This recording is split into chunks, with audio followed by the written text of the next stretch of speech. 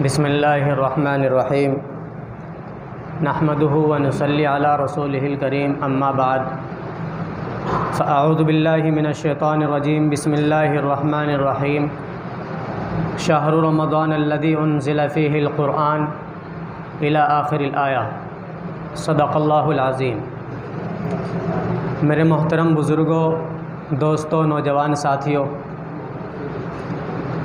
اللہ تبارک و تعالیٰ کا خاص فضل اور انعام ہوا کہ اللہ تبارک و تعالیٰ نے ایک بار پھر ہمیں اور آپ کو یہ ماہ مبارک رمضان المبارک کا بابرکت، بڑی برکتوں والا، عظمتوں والا اور بڑا عظیم الشان مہینہ عطا فرمایا۔ نہ جانے امسال جن لوگوں کو نصیب ہوا یہ مہینہ، ان کے کتنے ساتھی اس دنیا میں موجود ہیں یا نہیں ہیں، اور آئندہ ہم میں سے نہ جانے کون اس دنیا میں رہے نہ رہے۔ تو اللہ کا شکر ادا کرنا چاہیے کہ اللہ نے ہمیں پھر یہ موقع دیا کہ ہم اللہ کی کچھ عبادت کر سکیں، اس کو منا سکیں، اس کے سامنے اپنے گناہوں کی معافی کے لیے اس کے سامنے درخواست کر سکیں۔ آپ حضرات کے سامنے میں نے قرآن کریم کی ایک مختصر سی آیت پڑھی ہے۔ اللہ تبارک و تعالیٰ اس میں ارشاد فرماتے ہیں کہ یہ وہ مبارک مہینہ ہے کہ جس کے اندر قرآن کریم کو نازل کیا گیا ہے۔ یہ مبارک مہینہ اتنا برکتوں والا ہے کہ اللہ کے نبی علیہ الصلاۃ والسلام اس مہینے کے اندر فرمایا کرتے تھے کہ شعبان و شہری و رمضان و شہر اللہ، کہ شعبان یہ میرا مہینہ ہے اور رمضان یہ اللہ تبارک و تعالیٰ کا مہینہ ہے۔ اور رمضان کے آنے سے پہلے اللہ کے نبی صلی اللہ علیہ وسلم صحابہ کو فرمایا کرتے تھے کہ ایک مہینہ تم لوگوں پر ایسا آنے والا ہے کہ جس کے نفلوں کا ثواب فرضوں کے برابر اور فرضوں کا ثواب 70 فرضوں کے برابر ملتا ہے۔ آپ کو میں یہاں پر ایک بات بتلاتا چلوں کہ ایک فرض کی کتنی اہمیت ہوتی ہے۔ ایک فرض کی اتنی اہمیت ہوتی ہے کہ اگر کسی وجہ سے وہ فرض چھوٹ جائے، پوری زندگی اس فرض کو ادا کرتا رہے لیکن پھر بھی وہ فرض ادا نہیں ہو سکتا۔ اسی طریقے سے اگر کوئی ایک روزہ چھوٹ جائے، پوری زندگی آدمی اس کی قضا کرتا رہے لیکن جو ثواب ہمیں اس روزے کو اس وقت ملنا چاہیے تھا جو کہ ہم نے چھوڑا ہے، وہ پوری زندگی کبھی نہیں مل سکتا۔ ایک واقعہ آتا ہے، کتابوں میں لکھا ہے کہ کوئی اللہ والے تھے، ان کی ایک نماز قضا ہو گئی۔ آپ کو معلوم ہونا چاہیے کہ جماعت سے نماز پڑھنے کا جو ثواب ہوتا ہے وہ 27 نمازوں کا ثواب ملتا ہے۔ تو ان بزرگ کی نماز قضا ہو گئی۔ قضا نماز ہونے کے بعد انہوں نے سوچا کہ جب میری یہ نماز قضا ہو گئی تو میں اس فرض نماز کو بجائے ایک مرتبہ پڑھنے کے 27 مرتبہ پڑھوں گا۔ ان بزرگ نے اس نماز کو، اس ایک فرض نماز کو 27 مرتبہ پڑھا۔ 27ویں مرتبہ جب انہوں نے سلام پھیرا تو غیب سے آواز آئی کہ اے بندے، تو نے اس کو 27 مرتبہ تو ادا کر لیا، لیکن جو فرشتے جب امام صاحب والضالین کہتے ہیں اور پیچھے کے لوگ آمین کہتے ہیں اور اسی کے ساتھ ساتھ فرشتے بھی آمین کہتے ہیں، تو ان فرشتوں کو تم کہاں سے لاؤ گے جو آمین کہنے والے ہیں؟ تو یہ رمضان المبارک کے جو مہینے، یہ روزے ہیں، ہمیں ان کو کم نہیں سوچنا چاہیے، بغیر کسی مجبور کے ان کو ویسے ہی نہ چھوڑنا چاہیے، ورنہ ظاہر سی بات ہے دنیا کے اندر اتنے حالات آئے ہوئے ہیں، مسلمان پریشان حال ہیں، یہ سب کے سب ہماری بدعمالیوں ہی کا نتیجہ ہے۔ جب ہم اچھے اعمال کریں گے، اللہ کو راضی کریں گے، اللہ کے سامنے روئیں گے، گڑ گڑائیں گے، اپنے آپ کو بھوکا رکھیں گے اور روزے رکھیں گے تو اللہ تبارک و تعالی ہم سے راضی ہوگا۔ پھر انشاءاللہ جو ہم مانگیں گے وہ اللہ تبارک و تعالی ہمیں عطا فرمائے گا۔ اسی کے ساتھ ساتھ اس رمضان المبارک کے مہینے کے اندر ایک خاص بات قرآن کریم کی بھی ہے۔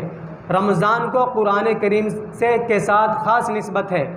اللہ کے نبی علیہ الصلاۃ والسلام کے پاس جبریل امین علیہ الصلاۃ والسلام قرآن کریم لایا کرتے تھے تو جبریل امین اللہ کے نبی کے ساتھ دور کیا کرتے تھے۔ جبریل اللہ کے نبی کو سناتے تھے اور اللہ کے نبی حضرت جبریل کو سناتے تھے۔ اور جب اللہ کے نبی کا آخری رمضان تھا تو اللہ کے نبی نے 2 مرتبہ آپ علیہ الصلاۃ والسلام کے ساتھ، جبریل علیہ الصلاۃ والسلام کے ساتھ دو مرتبہ دور فرمایا۔ یہ جو تراویح ہوتی ہے رات کے اندر عشاء کی نماز کے بعد، فرضوں کے بعد، تو یہ دراصل یہ اسی کا طریقہ ہے اور یہ یاد رکھنے کا طریقہ ہوتا ہے۔ آپ کو یاد رکھنی چاہیے یہ بات بھی کہ یہ جو تراویح ہوتی ہے، ہمارے بزرگوں نے لکھا ہے کہ اس کے ایک ایک سجدے پر ڈیڑھ ہزار نیکیاں اللہ تبارک و تعالیٰ عطا فرماتا ہے۔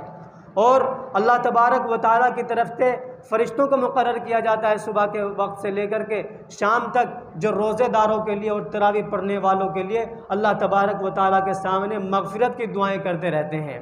تو یہ قرآن کریم زندہ اور جاوید ہے، اس کی حفاظت کی ذمہ داری کا وعدہ اللہ تبارک و تعالیٰ نے لیا ہے۔ اور اللہ تبارک و تعالیٰ نے قرآن کریم میں ارشاد فرمایا انا نحن نزلنا الذکر وانا لہ لحافظون، کہ ہم نے قرآن کریم کو نازل کیا ہے اور ہم ہی اس کی حفاظت کریں گے۔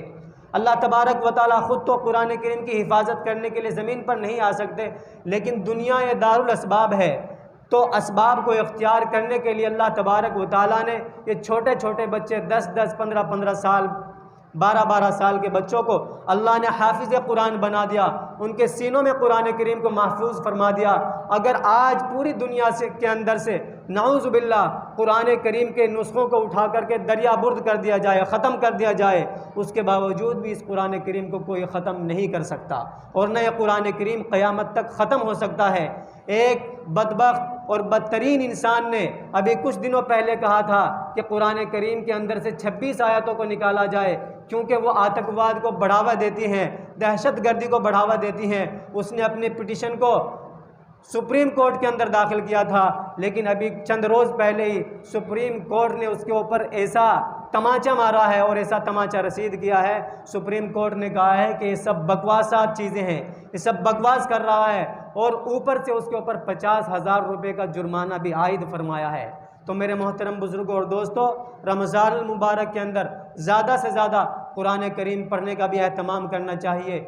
یہی وجہ ہوتی ہے کہ جب ہم قرآن کریم کی تلاوت نہیں کرتے تو دوسرے لوگوں کو اس کے اوپر اعتراض کرنے کا، اشکال کرنے کا حق ہوتا ہے۔ اگر ہم قرآن کریم کی اس ماہ مبارک کے اندر تلاوت کریں گے تو ایک ایک حرف کے اندر بجائے 10 نیکیوں کے ہمیں 70 اور 700 نیکیوں کا ثواب ملے گا۔ تو یہ رمضان المبارک برکتوں کا مہینہ ہے، اس کے اندر آپ ایک نیکی کریں گے تو بہت ساری نیکیوں کا ایک نیکیوں کے اوپر ثواب ملے گا۔ اللہ تبارک و تعالی ہمیں اور آپ کو جو باتیں کہی گئی ہیں ان پر عمل کرنے کی توفیق عطا فرمائے، اور اسی کے ساتھ ساتھ یہ قرآن کریم کے جو حافظ ہوتے ہیں، یہ ظاہر سی بات ہے مدارس کے اندر پڑھتے ہیں، مساجد کے اندر تعلیم حاصل کرتے ہیں، تو ہماری اور آپ کی ذمہ داری بنتے ہیں کہ ہم ان مدارس کا بھی تحفظ کریں، چاہے جس اعتبار سے بھی ہو، مالی اعتبار سے ہو یا جانی اعتبار سے ہو، یا میٹھے زبان سے اچھے بول کر کے ان کے ساتھ اچھا تعاون کرنا چاہیے، اور زیادہ سے زیادہ ان لوگوں کی امداد کرنی چاہیے۔ اللہ تبارک و تعالی ہمیں اور آپ کو دین کی صحیح بات صحیح سمجھ کر ہم سب کو اس پر صحیح عمل کرنے کی توفیق عطا فرمائے۔ وآخر دعوانا ان الحمد للہ رب العالمین۔